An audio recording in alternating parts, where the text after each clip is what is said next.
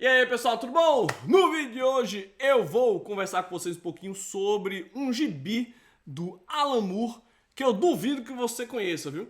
Quer dizer, deve ter um ou dois indivíduos mais cultivados que de repente já ouviram falar, de repente já até leram esse gibi, mas aposto que 98% de vocês que estão assistindo esse vídeo aqui nunca ouviram falar desse gibi que eu vou mostrar pra vocês, escrito pelo Alan Moore, completamente obscuro, tá? No vídeo de hoje, a gente vai conversar sobre In Pictopia, quadrinho que ele fez na década de 80 com desenhos de Donald Simpson. Então fica aí para saber mais sobre esse quadrinho, já deixa o seu bom e velho joinha e se inscreve no canal caso ainda não seja inscrito.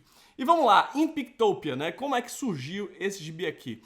Ele foi originalmente publicado na segunda edição da antologia Anything Goes, da Fantagraphics. Anything Goes em português é algo como qualquer coisa serve. Era uma antologia que teve 6 números e que foi publicada na década de 80 pela Fantagraphics como uma forma de custear as despesas legais que eles estavam tendo, porque eles estavam sendo processados pelo artista Michael Fletcher em 2 milhões de dólares. Né? Foi um negócio que quase acabou com a Fantagraphics. Né? Como você sabe, a Fantagraphics tinha aquela revista The Comics Journal, que foi o primeiro grande veículo de jornalismo em quadrinhos. Né? A Fantagraphics foi montada em torno, né, do The Comics Journal, e nessa determinada edição eles entrevistaram um cara lá cujo nome não me recordo, e na entrevista o cara disse que o artista Michael Fletcher era louco, né, era maluco. Tinha um contexto ali e tal, mas ele basicamente disse que o cara era meio maluco e tal, o cara não gostou, botou a Fantagraphics e o Comics Journal no pau, pedindo aí 2 milhões de dólares, né? E daí, tipo, isso daí podia acabar com a Fantagraphics, e eles tiveram a ideia de criar essa antologia Anything Goes e pedir ajuda aí para os artistas mais proeminentes da época, né? Para eles fazerem aí uma historinha de grátis, né? Na faixa para a revista lá, para eles venderem e com o dinheiro ajudar a pagar advogados e tal. No fim eles ganharam, né, o processo lá contra o cara e tal. E o Alan Moore, junto com o Donald Simpson, foi um dos artistas que colaborou, né, com uma historinha para o Anything Goes, saiu na segunda edição, e muita gente bacana participou aí dessa antologia, né, caras aí como o Frank Miller, o Stan Sakai, o cara das Tartarugas Ninja, o cara do Cérebros. Minha memória tá uma merda hoje. O cara das Tartarugas Ninja, eu não lembro o nome dele. Enfim, vai vir daqui a pouco. Mas a história que o Alan Moore escreveu para o Anything Goes foi justamente In Pictopia. Né? Originalmente essa história tinha 8 páginas que o Donald Simpson esticou, né? E fez aí 13 páginas de história que agora estão compiladas nessa edição aqui, né? Originalmente, essa história só tinha saído em antologia. Nunca tinha ganho uma edição própria.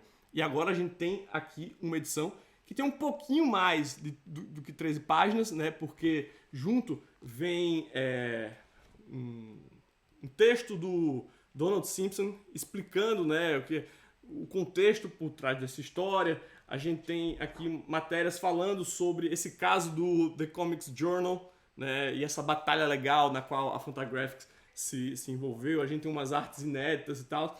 Mas essa foi a primeira vez que a história In Pictopia foi publicada. Né? Antes ela só tinha saído em antologias e tal.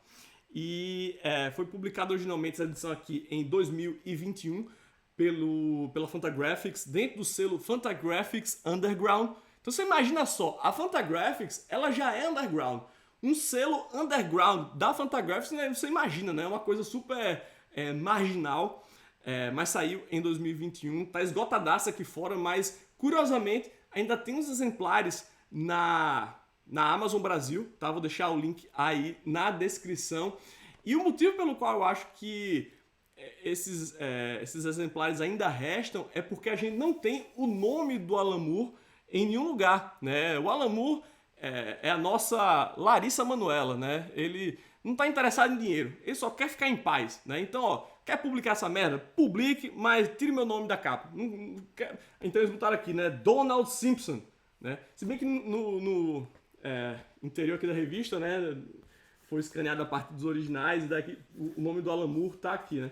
Mas na capa mesmo, você não encontra o nome do nosso mago, né? E nem na Amazon, né? Então acho que é por isso que ainda restam aí alguns exemplares, porque você não consegue. Tipo, quem é que procura por Donald Simpson? Inclusive, a única coisa que o Donald Simpson fez de relevante, que eu nunca tinha ouvido falar até ler isso aqui, é esse Megaton Man, que foi publicado na Kitchen Sink Press, que era uma editora de quadrinhos underground muito bacana, né, que existiu lá nos anos 80, capitaneada pelo Dennis Kitchen, né, então ele fez esse Megaton Man, mas nunca mais a gente ouviu falar dele aí, né.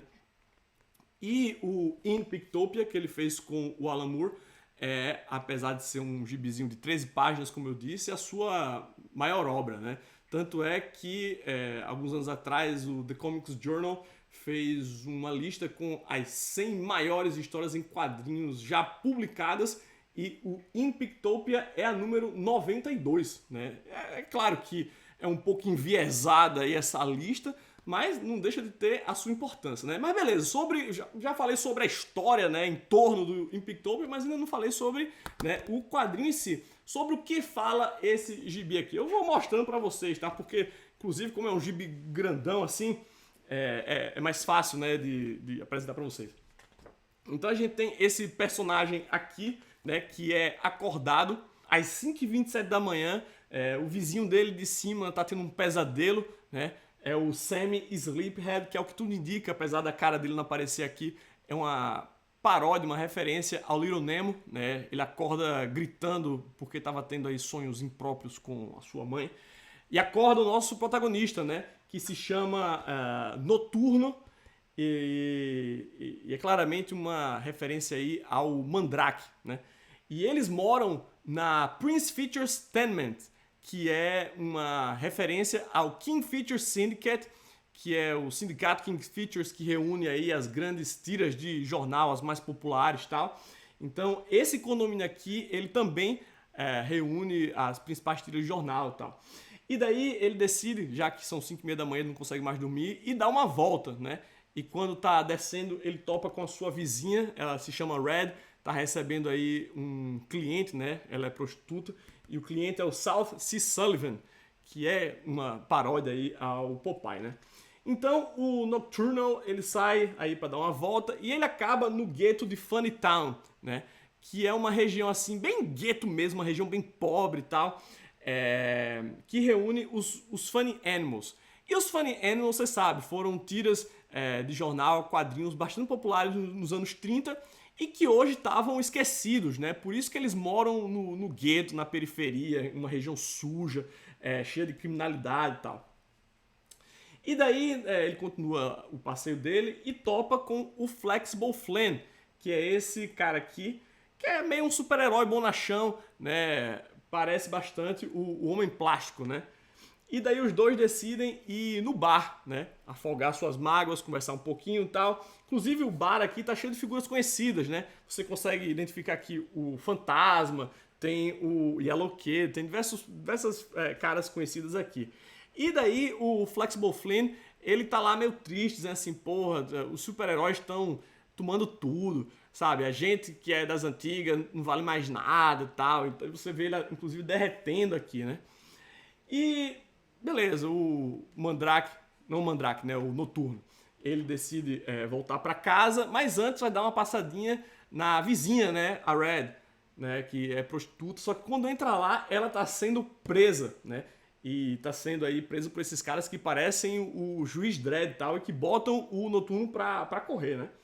E daí ele volta para o bar para tentar reencontrar o Flexible Flynn e falar sobre o que tá havendo. Só que quando chega lá, o Flexible Flynn já mudou completamente, né? Ele já não é mais aquele super-herói bonachão, ele agora virou esse super-herói da moda, tá ligado? Que inclusive faz parte aí de supergrupos, né? Tem esse grupo aqui que lembra bastante os Novos Titãs, que naquela época era o grupo mais popular, né? Então dá pra ver aqui a Starfire, o Asa Noturna e tal. E daí o Flexible Flame não quer mais saber nada, né, do seu antigo amigo, né? Ele agora tem novos amigos, ele é super-herói, ele é todo descolado e tal. Daí o Noturno decide sair de lá, né? Decide voltar pra Funny Town. E quando ele chega no local onde deveria estar Funny Town, você vê aqui a cara de desespero dele. Por quê?